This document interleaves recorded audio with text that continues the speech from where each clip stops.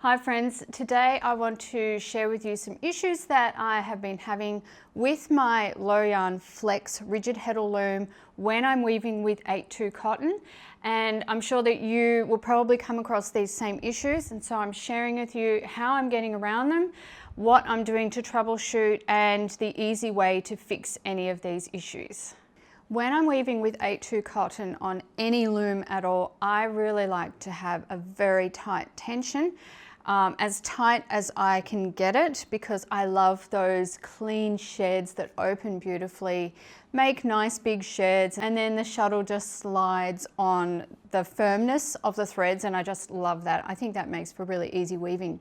However, if you have woven with 8/2 cotton on any rigid heddle loom before, you will find that it's a little bit different and that it can be a bit of a challenge to tension.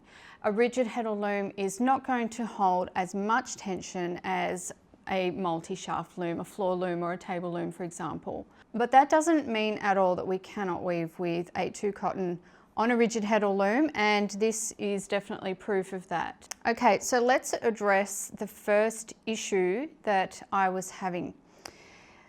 Because I like that really tight tension, so I'm going to tighten this tension up a little bit so that I can show you what the problem is. So if you have a look at that, that is just gorgeous tension. And the Flex rigid heddle loom does tension really nicely. I really like the system. It's very easy to tension, just like the low yarn inkle is. It's a bit of a highlight of the loom, really.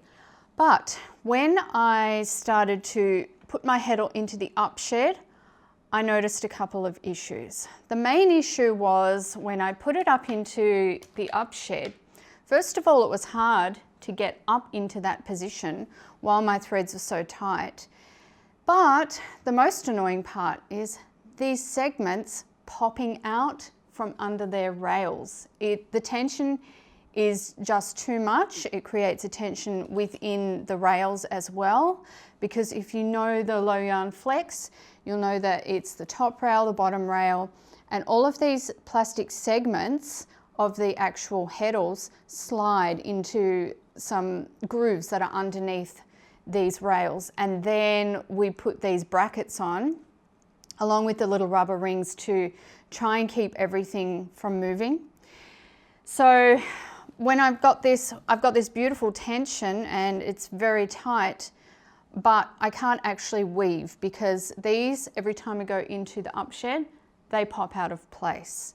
So I was finding that very frustrating, to say the least, because then I would have to pop the heddle out of place, pop it into neutral, and then pop all of those little heddles back into place until the whole thing was completely stable again.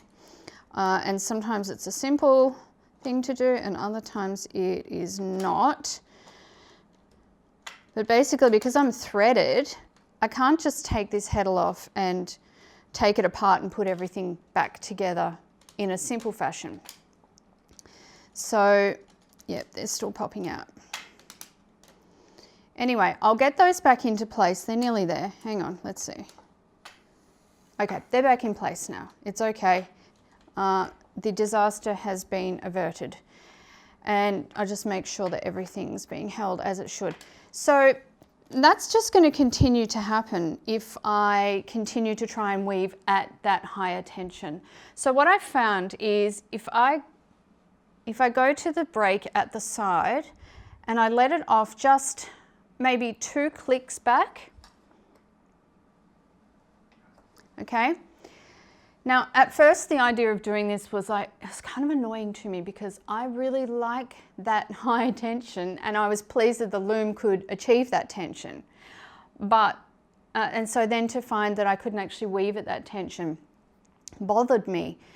But because the overall tension on this loom is so good, when I have released that tension 2 clicks, at least 2 clicks, so you can see now that there's a lot more bounciness than there was with the tension before that I was showing you. But when I go into the up position, I don't have any issues with the heddles popping out at all. Okay, so I can weave that peak without any problem. But also I've found that even letting the tension off those 2 clicks, whoops, I'm going in the wrong side with the shuttle.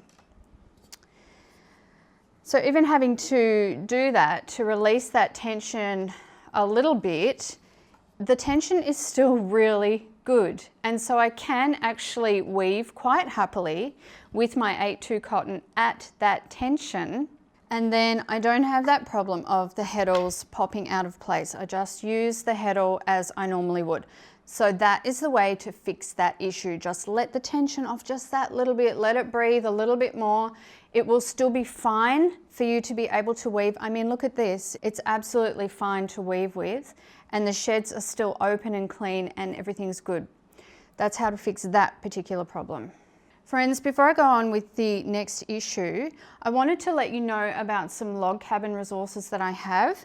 Seeing as I'm weaving log cabin right here in front of you, a lot of people have issues with the threading. So it's the threading that is kind of the difficult or the more challenging part of log cabin, arranging these particular colours in a particular way so that when we cross the weft colours in a particular way, we do actually get the log cabin pattern.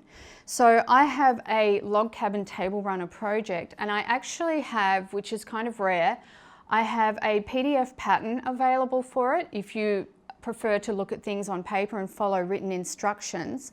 But I also have a video class of it for those who are really visual learners and need to see it being done in order to understand it. So I'm going to link to those 2 resources underneath. Once you understand log cabin, it's actually pretty simple, especially if you have a little bit of help to do that initial threading.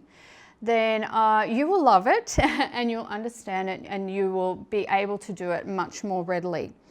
Okay, so let's go on with the next tip that I have for you in regards to using 8/2 cotton on the low yarn flex rigid heddle loom. So the next issue that I personally was having was lifting the heddle into the up position. If you haven't seen the low yarn flex before, you might be interested in watching one of my other videos on it. I've got an assembly video and I've got a review video of it, and I'll link them down below as well. But that sort of explains and shows you all of these bits and pieces and how it's different to other rigid heddle looms. Anyhow, this is currently in the neutral position, and when I want to put it into the up position, it's up there. So the issue that I was having was when I lift the heddle into the up position, I was finding that a little bit of a strain on my shoulders, and doing that repetitive motion is not something you want. If you ever feel a strain in your body in any particular way while you're weaving, you want to then find a way that that strain is either not going to happen or that's going to be really minimized, because otherwise repetitively you're going to find you may get some sort of strain injury just from doing that motion over and over. So you want to find ways around things to make them more comfortable, because then you can spend more time weaving, and that's what we all want, right? So for doing this heddle and putting it into the up position, putting it in the down position is no problem at all. Very simple, there we go, it's done. Same with putting it into the neutral or the rest position. But the up position just requires a little bit more lift, and also because I'm using the 8/2 cotton and I'm talking about having that slightly higher tension again, then that does make the lift a little more difficult.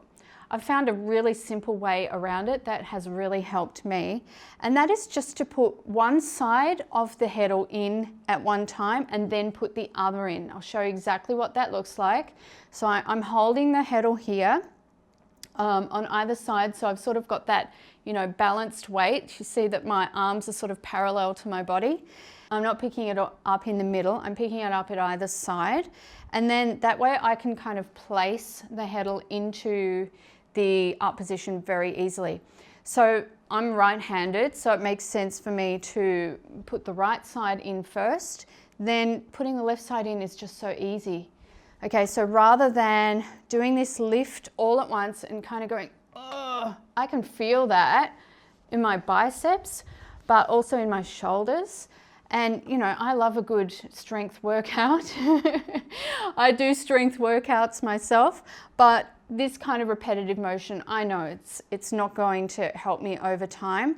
So instead of trying to get that lift and putting it up like that, which is a little bit of a struggle, for some people it's going to be easy, but just in case you're one of those people who's like me, you get sore shoulders and a bit of a sore neck, I just find putting it in one side makes it so much easier. The other side then just pops right in. It's like a little bit of leverage on the right. So you're halfway there, and then to pop it up the rest of the way is just, it's so much easier for me.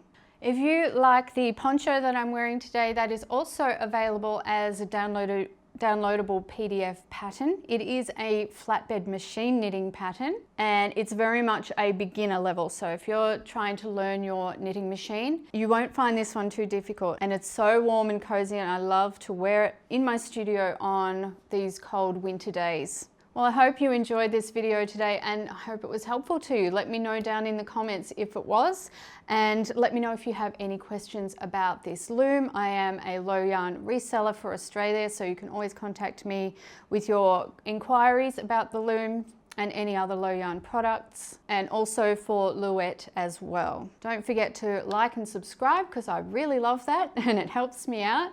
And until next time, happy weaving.